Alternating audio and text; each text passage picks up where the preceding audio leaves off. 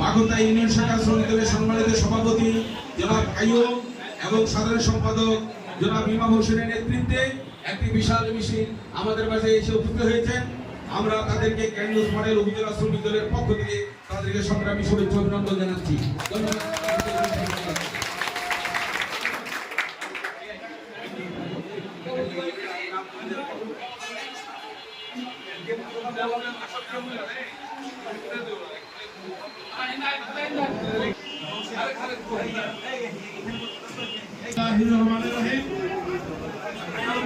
আজকে